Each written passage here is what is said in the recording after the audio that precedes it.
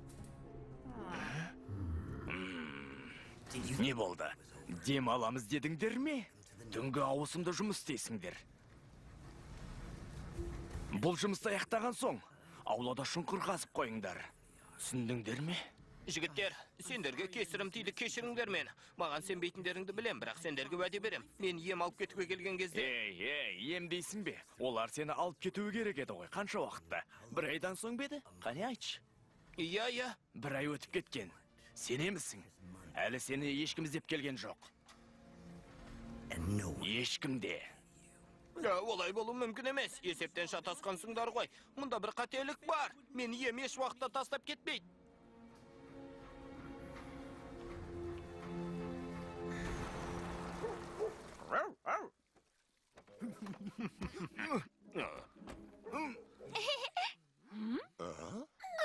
Жап-жас ит еді. Жаз ортасында өледі деп кім ойлаған? Біз Оскарды еш уақытты ұмытпаймыз. Ози! Тұмау тиіп ауырғанда қатты қиналды. Мал дәрігерлерінен еш уақытта қашпайтын. Мұның бәрін медициналық түбіртекке қарап-ақ түсіне беріңіз. Ол жай ғана ит емес. Бәрімізге үлгі болатын. Қалай ғана ауырып қалды екен?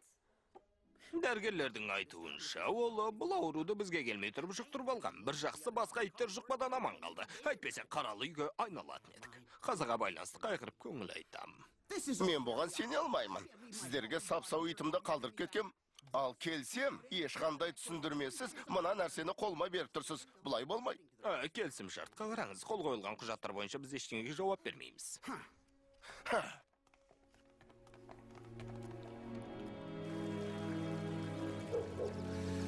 Сіздер жеңдіңіздер, жарысқа қатсам. Сенің көнетіңді білгем. Кешіріңіз, бүкіл тұқымымызбен сондаймыз. Аздап, қырсықпыз. Ештің етпейді, ренжімейміз. Болған іс болды, өтті де кетті. Бесті әкелші, достым.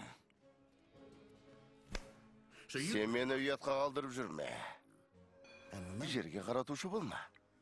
Енді біз серіктеспіз. Есіңде болсын, жеңілуің керек. Сен жеңесің. Келістің бе, есіңнен адастың ба? Сонда қайсысын алдағалы тұрсың? Егер грант алдасаң, Деккер саған сүйек көмдірмейді. Мен грантты алдамай. Егер бетон алдасаң, ол сенің терің жуынатын бөлмеге төсейді. Бетонды алдамайым. Онда қайсысын лақтырып кетпексің? Екеуінің даузынан қитам. Екеуінде ме?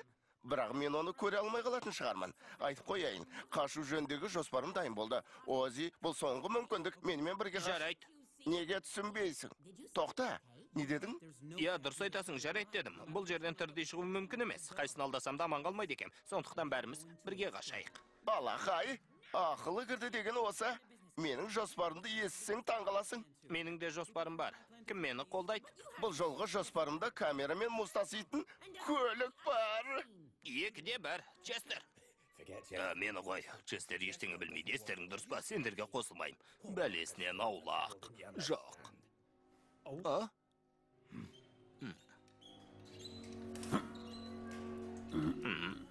Доктор айтады. Оны үгіттеудің қажеті жоқ. Оны көндірем деп жүргеніме бірнеше жыл болды. Ит өмірге көндігіп кеткен.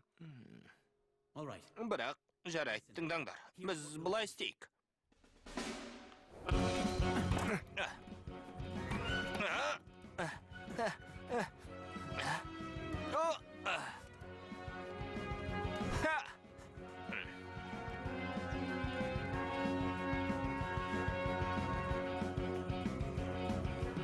Қане, желаяқ жүгір.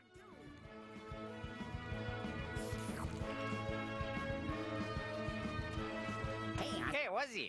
Қолтаңбаңды алуға бола ма, чемпион? Озидің қолтаңбасы.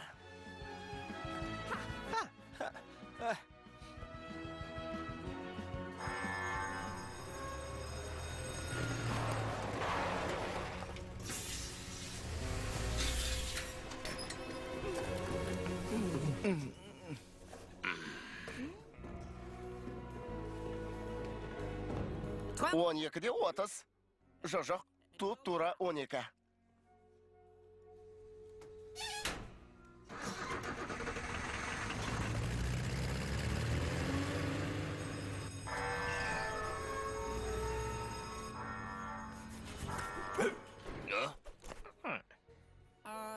12'den 10 ketdi.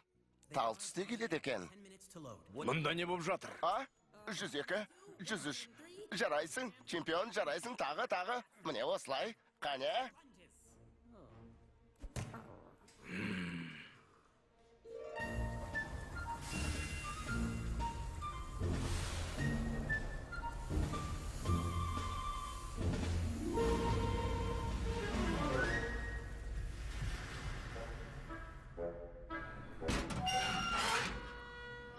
Жеке жаттықтырушы сұрадың, бердім.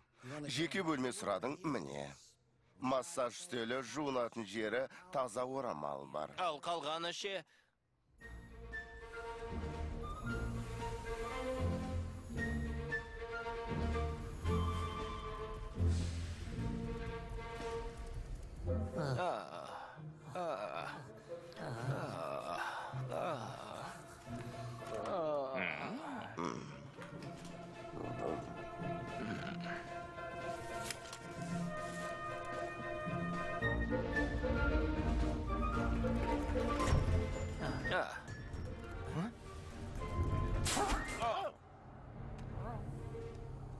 Бұдан түк шықпайды.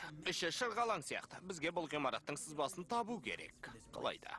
Оның қайда екен білем. Мұны кез келген итім білет. Не, сызба Гранттың кабинетінде ме? Ол жерге қалай кіреміз? Оны қалай табамыз? Бізге біреу көмектесер. Ең бастысы оны көндіру керек. Уайымдама, ол жағын өз мойным алам. Айттым бітті.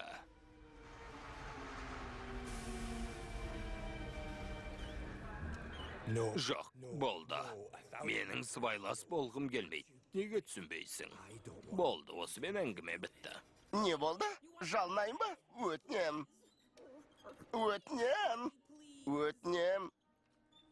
Міне газ. Саған керек осы еді ғой.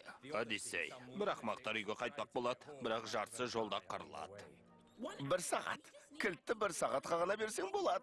Біз Гранттың кабинетіне кіреміз, сызбаны аламыз да, тайып тұрамыз. Кілтті өзіне қайтарып береміз. Болмайды, Грант бұл түрмедегі исшілейді. Бір талқылдан саусақ таңбасы немесе бөтен иіс болса бірден сезеді. Бұлық қойса құрыдым дей бер. Болмайды. Ей, қартайған кәрі қанден. Қитығыма тиіп біттің ғой, бұдан артық шыдай алмайым. Тоқта. Сенің кесіріңде басым дауға қалады.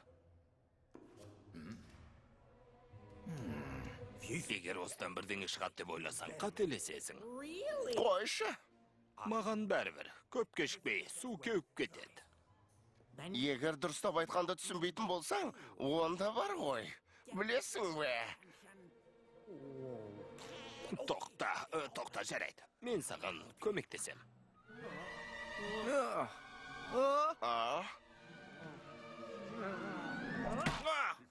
Егер терезеден титтей дақ көретін болсам, онда сенің сүйегіңнен қуыршақ жасайын.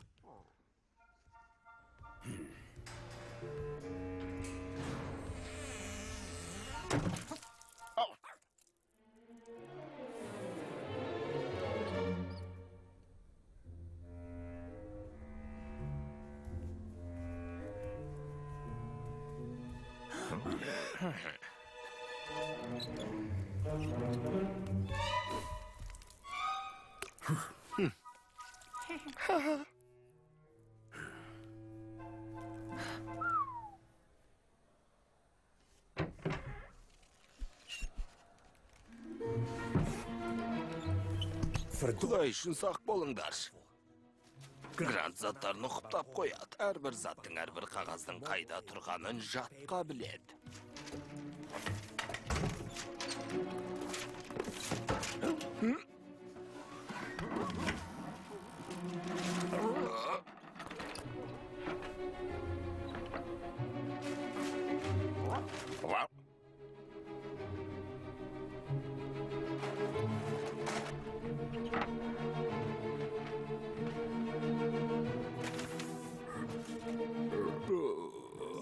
Док, неғып тұрсың, тездет.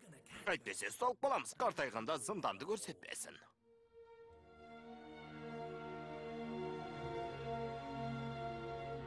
Мұнда осылай түскен екенсің ғой. Қорықпа, достым, әлі-ақ мұхитыңа барарсың.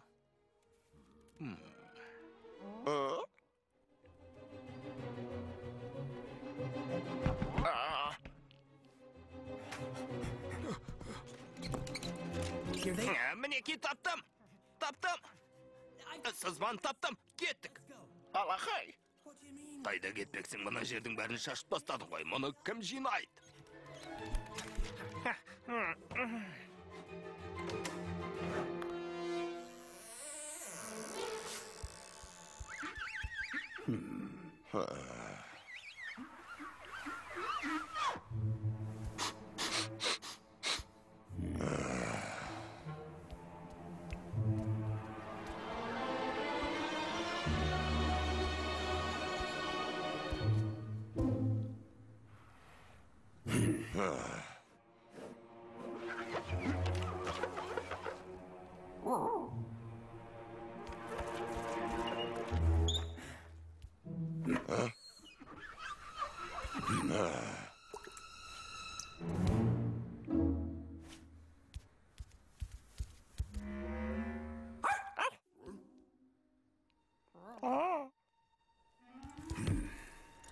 Қалайсыз, Басеке? Мен тазалық жұмысын жақсап жатырмын. Қалай?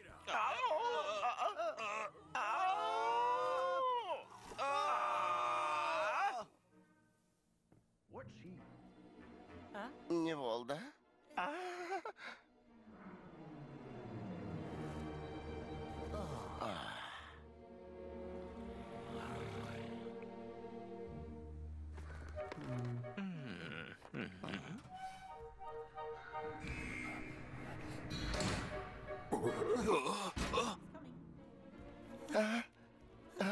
Келе жатыр. Тыныш. Келе жатыр. Енді қайттық. Кешіріңіз. Бізге кедергі жасамаңыз. Жарысқа дайындалып жатырмыз. Док, ол кетіп қалды ғой. Ози! Ози! Ози! Ози! Ози! Ози! Ози! Ози! Ози! Ози! Ози! Ози!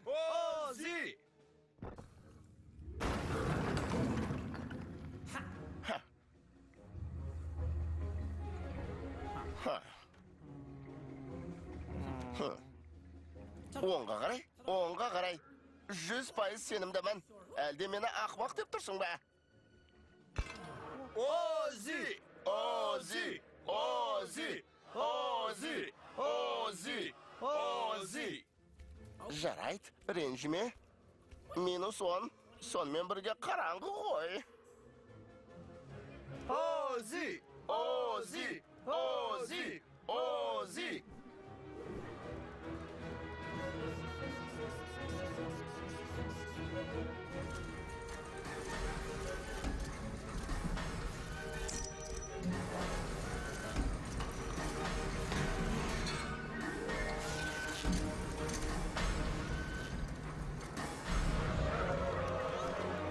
Қанеки о? О! Қанеки з? З! Тағы бір рет з? З! Ал енді и? Ози! Ози! Бұл не таға? Мен ештеңе естіген жоқпын, тайып жығылды. Неге өтірік айтасың? Бірдеңе болып қалды ма? Төбетің желі аяғымның аяғынан шалып құлатты. Рас па? 463. Ол сен аяқтан шалды ма? Жоқ, өзім құладым. Вито, мен саған ренжімейм. Түсінем. Саған төмен жақтан дұрыс көрінбейді. Ей, Вито, тағы да жеңілесің. Жұртты әділдікке шақырып, тағы да зынданға түсесің.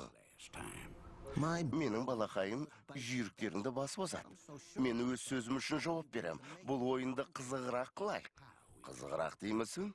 Егер біз жеңсек, бізге күзетшілерге бергендей дәмді тамақ бересің. Көк жәшіктен биді тамашалайық. Бір ай бойы зынданға ешкім түспейтін болсам. Жоқ, тоқта. Жақсы. Ал егер жеңілсеңдер, 2 ауысымда және түнде жұмыс істейсіңдер. Мысықтың тамағын жеп телевизор көрмейсің. Тұра тұрыңдар, тыныш. Шәуілде мазан алдыңдар.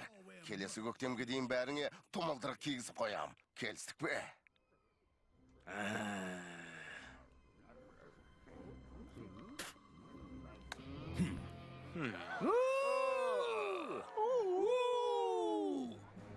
Кеш жарық ханымдар мен мырзалар.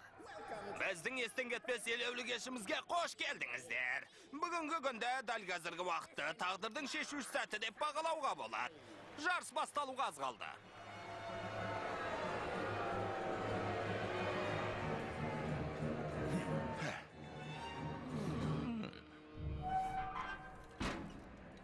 Жағдайың қалай, Чес? Сенімен қоштасуға келдім. Қане, құшақтасып қояйық, достым. Сау бол.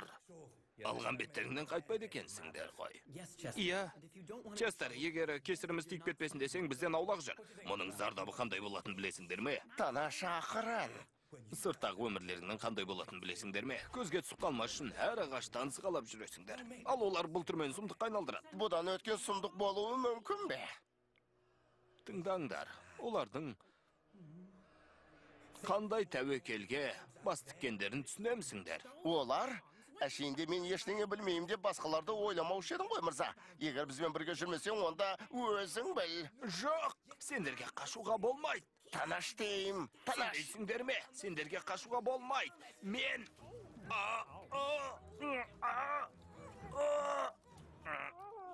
Жарайсың, док. Кешір, Честер, бізде тәуекелге бел буып отырмыз. Бізді ешкім тоқтата алмайды. Бүгін қашамыз. Иә, Фронки, қашу демекші, мен қаша алмайым. Не дейсің? Рэмби, онда бір есебімен Оззи жеңіледі. Сенің пікіріңді білуге болам екен? Қане айтшы берш? Мен Оззи жеңеді деп бәстігем.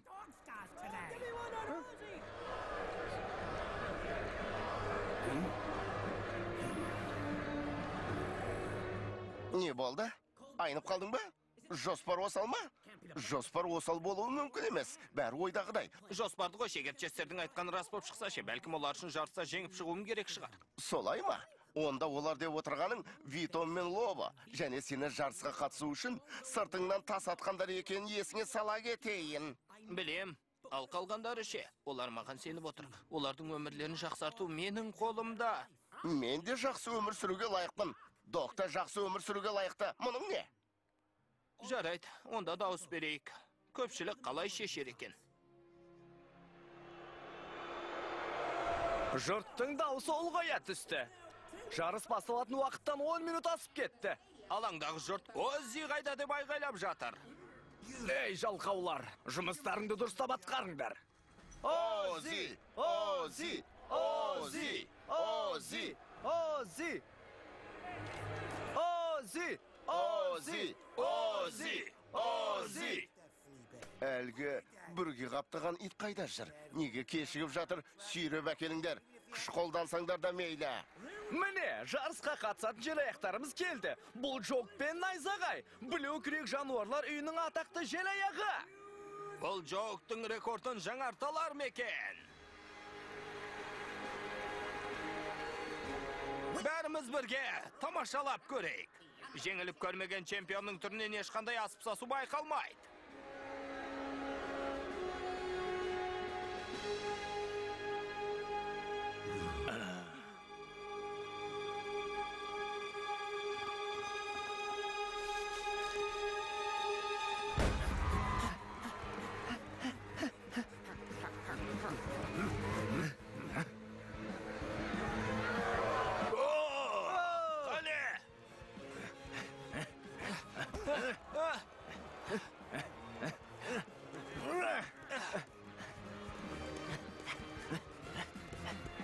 Оззи, алғы!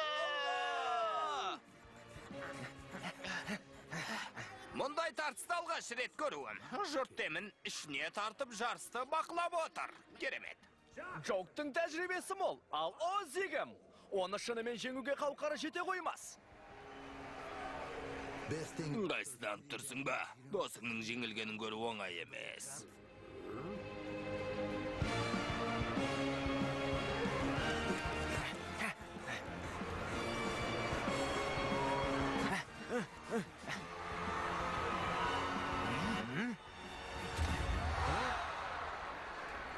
Ай! Жарық сөніп қалды. Не қып отырсыңдар, ақмақтар? Түзесеңдерші.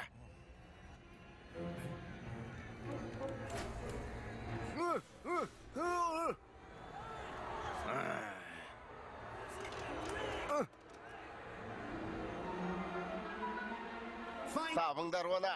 Оны да достарын да табыңдар. Қақпа бекітулі тұр, олар бұл жерден шыға алмайды. Есікті ашыңдар тезірек. Мұны қалай түсіндірерімді білмеймін. Ит жоғалып кетті. Оззи қайда? Оззи қайда? Ол жоқ.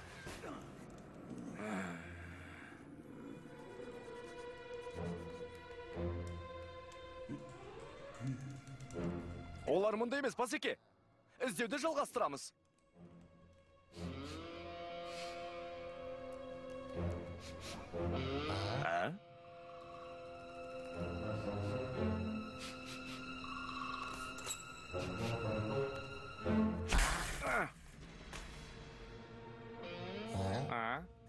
Қане тездет. Бол. Жіберіңдер мені. Көздеген жерімізге жетіп қалдық. Тыныш тұра аласың ба? Біз сені расмена қалдырып кетеді деп ойладың ба? Жіберіңдер дедім ғой. Тыныш, әлі сөйлесуге уақытымыз болады.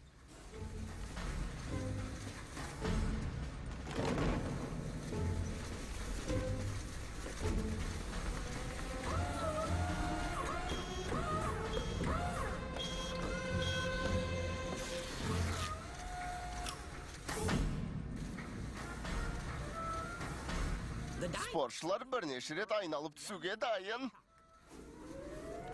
Керемет болды.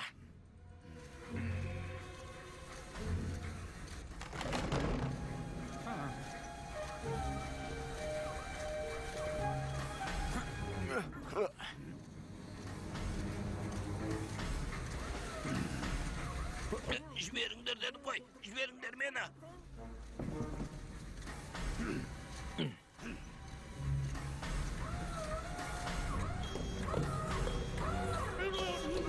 Жіберіңдер мені.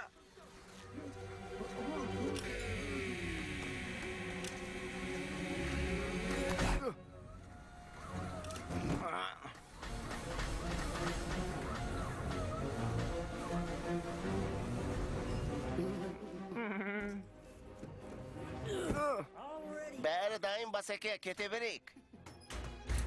Қане кеттік. Достар, бәрің барсыңдар ма? Я, док. Мінекей шықтық. Не болды? Неге тоқтап қалдық? Сабыр ет, қақпаны ашайын деп жатыр. Әйтеуір Деккердің түрін көрмесем екен.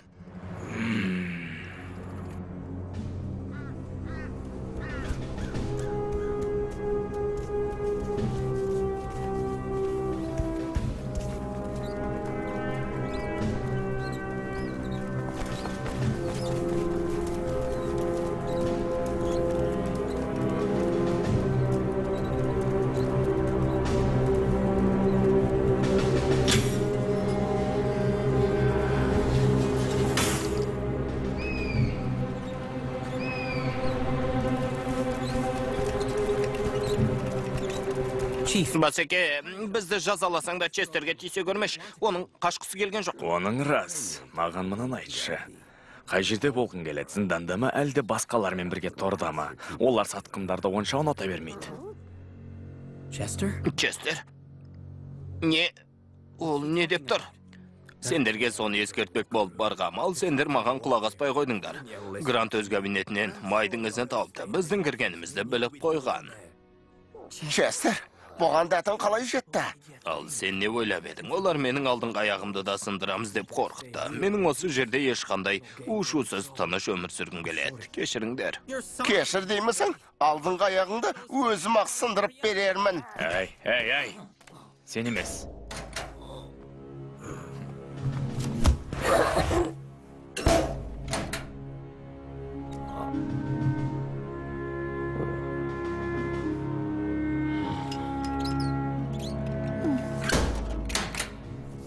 Hey. Сен емес. Сенімен бастық өзі жеке сөйлеседі. Бастық сөйлес болған соң мен желкелеймін. Сен емес, мен желкелеймін. Тынышталыңдар. Байғұс бала, жүрегіңнің түгі бар екен, керемет. Бірдеңе керек пе, Басеке? Жоқ, рахмет, Деккер. Кете бер. Азырақ бой жазайын. Кәрі қанден айтқанда сенбеп едім. Оған дәті шыдамайды дегем. Ал енді қара, көрдің бе? Өмірде бәрі біз күткендей болмайды ғой. Дәл қазір сіз де ендігер олай етуші болма деп жібере саласыз. Абайлы ақмақ. Кешіріңіз. Оған тиме, жағдайды ушықтырма. Жат. Мұны жасауға ұзақ уақыт кеткен шығар. Тыныш жат деймін. Жоқ. Тағы біреуін көрейік.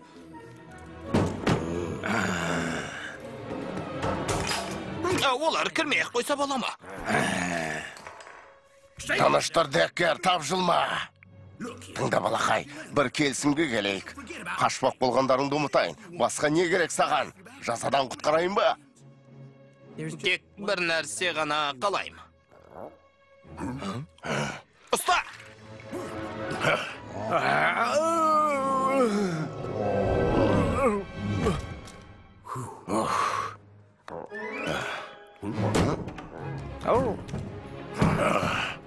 Неғып жатырсың, тезірек күзетшілерді шақыр. Не болып кетті? Не болып жатыр?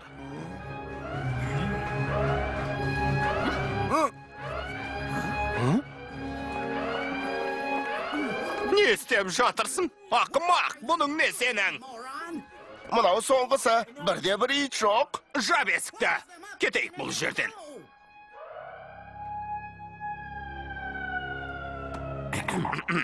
Бәрі екі. Естіп тұрсыздар ма? Кімнің сөйлеп тұрғанын? Өздеріңіз де білесіздер. Жарыстың қалай өткенін көрдіңіздер. Менің айтарым, болған іске өкінбеймін. Тағда 1000 рет қайталап айтайын. Жарыста жеңбедік деп ашуланып тұрсыздар. Бірақ бұл жарысты жеңу мүмкін емес.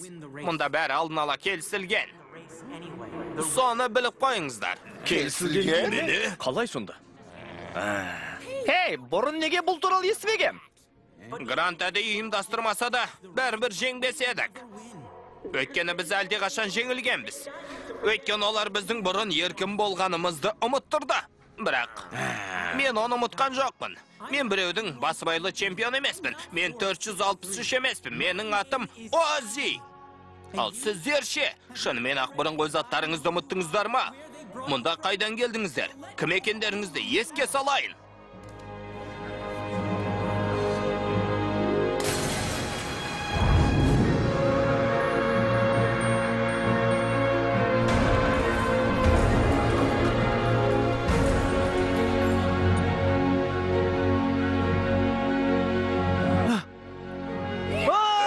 Мұнау менің қарғыбауым ғой. Мұнау менікі. Мұнау менікі. Міне, мұнау менікі. Менікі.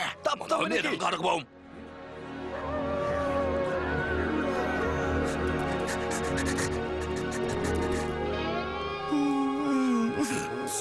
Шекер, рас па?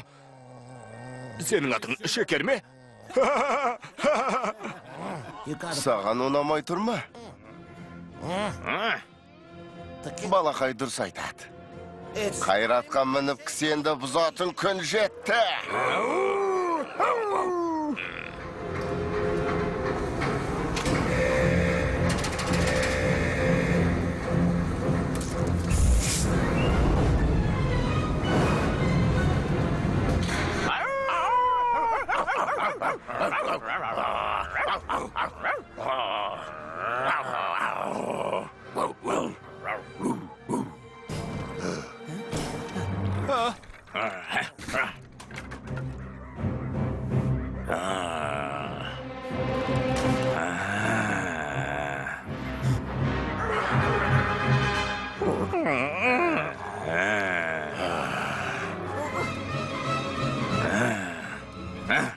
Сен ұстай алмайды деп тұрмысың.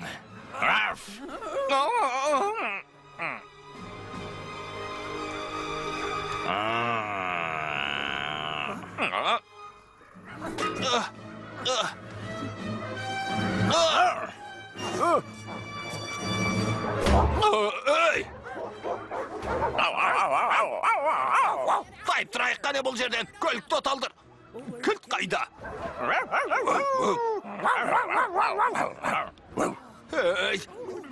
Неге қарап отырсың, бір амалын тапсаңшы. Ақымақ, бәрін өзім істеуім керек. Дайдалыңдар, көздеңдер, атыңдар.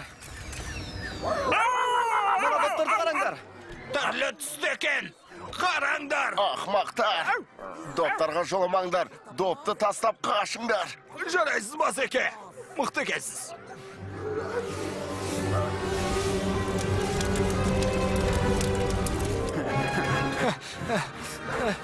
Воу, воу.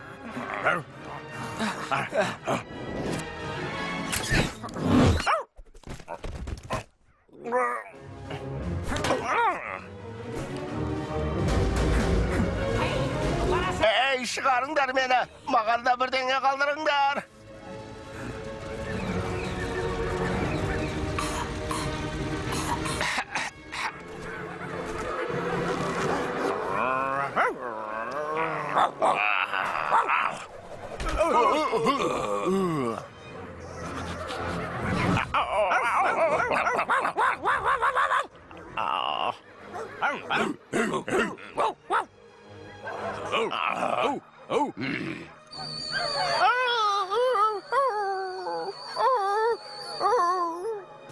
Жарайсыз Басеке, мықты екенсіз. Жақсы ит екенсіңдер, жарайсыңдар. Ай, ай, ай. Ай, мен де мінейін. Ай, ай, Доминик! Доминик!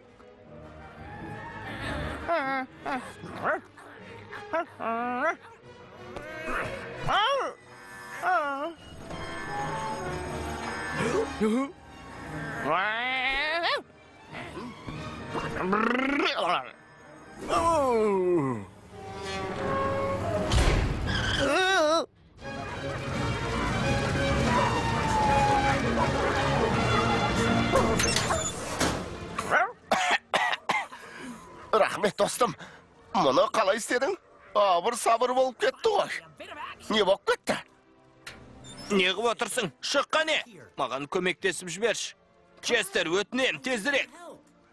Уақыт тығыз.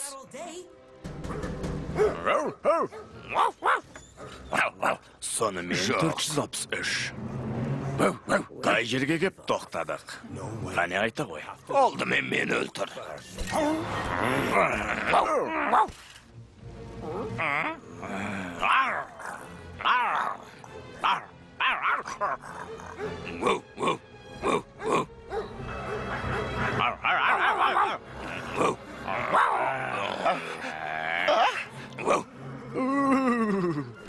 Рұқсат етесіз бе? Бермесеңіз де болады.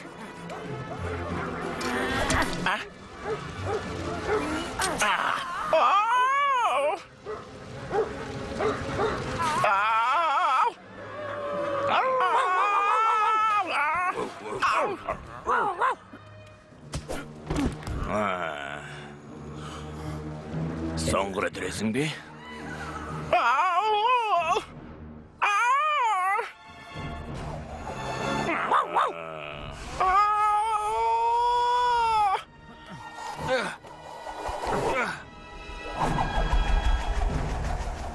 Ай, мүлт кеттің. Әлттің артын бақ.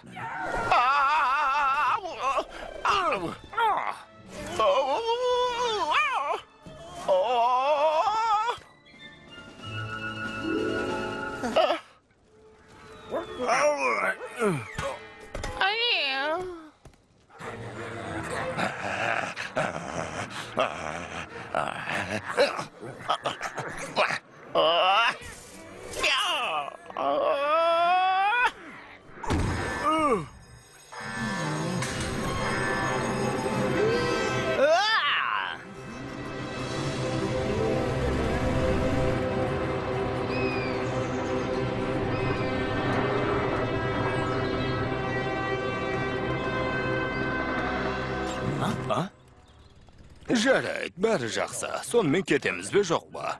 Сен кімсің? Бұрынғы Честер қайда кеткен? Тездетейік, жігіттер, такси күтпейді.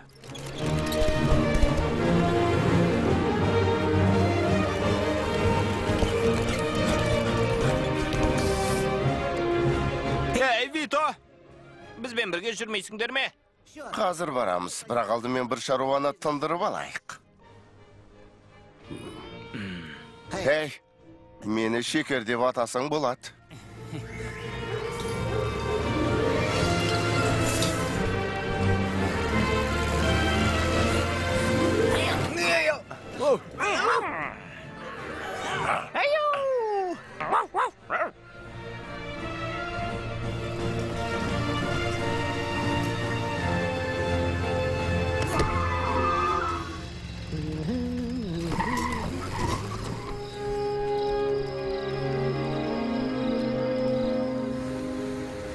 Міне, мұхитқа да жеттің, док.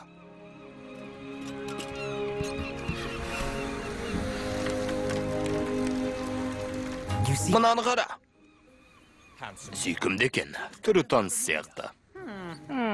Бәлкім көзілдірігімді сүрту керек шығар. Өйткені сүйкімді ешкімді көріп тұрған жоқ. Ей, док, қараш, достым.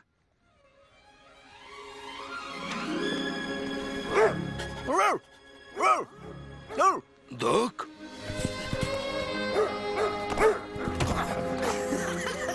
Док, қайда болдың? Сен іздеп есім шықты ғой. Әлгі толқынды көріп бедің, сол толқынмен жағаға бірақ шықтым.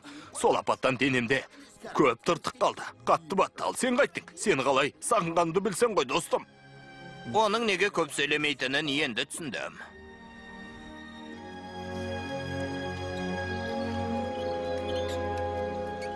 Міне, келдік. Мынау сенің үйің. Не қып тұрсың? Франки? Не істеп тұрсың? Қорқатын уақытты тапқан екенсің. Батыл итсің ғой. Боб менің орныма басқа ит асырап алған шығар. Әрине сөйтеді, өйткені оның көзі көрмейді. Басқа иті бар, мені мүлдем ұмытты. Олай деме, сен ұмыту мүмкін емес, Франки. Биттен де жамансың, кез келгеннің құлақ етін жейсің. Үнемі сондайсың. Габи?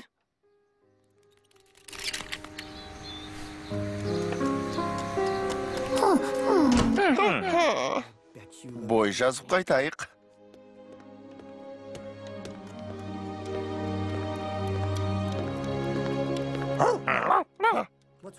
Әдемі күшік боларсың.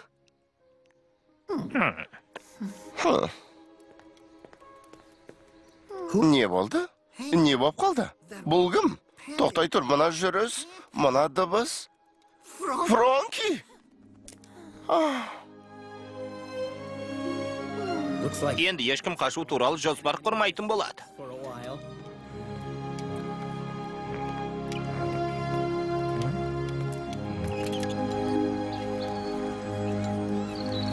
Міне, мына жол менің үйіме апаратын жол. Ал сен ше, қандай жоспарың бар? Ешқандай жоспар жоқ. Мен әлгі жерден алып шыққаның үшін рахмет. Еркіндікте жүріп, таза ауамен дем алғанға не жетсін? Шын айтасың ба, бәрі дұрыс екеніне көзің жете ме? Өмірде тәжірибесі мол кәритпін ғой. Мен де өз жолымды табармын. Рахмет, Оззи. Көп рахмет. Сау бол, достым.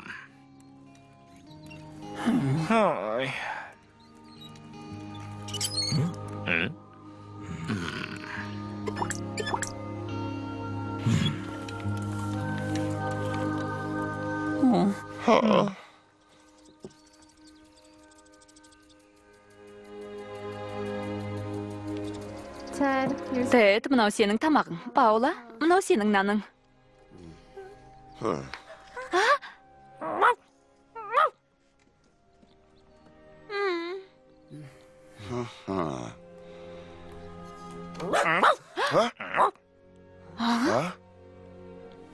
Оззи?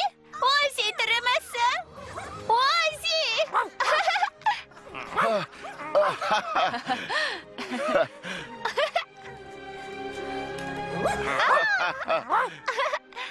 Ей, тоқтай тұр, қайда барасың? Не?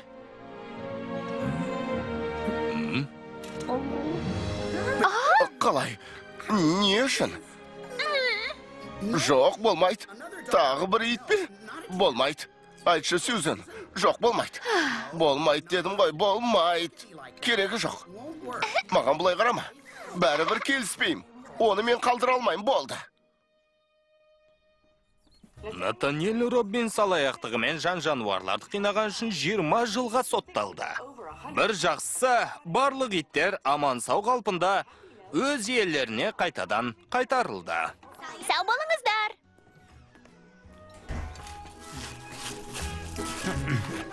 Таңға шаман болған жоқ.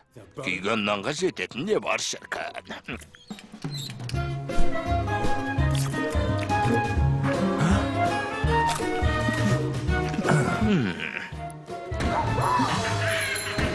Не болып қалды? Бұл кім тағы? Шақырылмаған қонақтар. Бәлем! Көрмегелі көп болды. Газетті сағынып қалған боларсың. Солай ма, Тор? Саған газетпен қоса журнал да бар. Солай.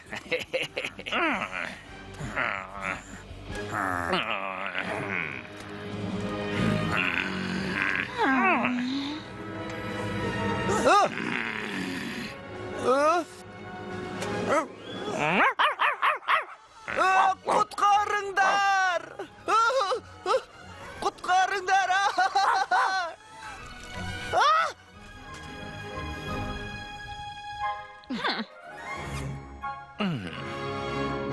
Фильмді ағылшын тілінен аударған Әсел Көкенова, редакторы Нағыз Қапшықбайұлы. Фильмді дыбыстағандар: Ислам Зейнуллаев, Меруерт Балғабайқызы, Медет Рахымбергенов, Мираш Жанарбекұлы. Дубляждың режиссері Нұргүл Бекетаева. Дыбыс режиссерлары Арман Ертұрғанов, Берік Қойшыбеков. Продюсері Самал Жайнақова. Бөлім жетекшісі Гүлнар Рахимова. Қазақстан ұлттық телеарнасы 2017 жыл.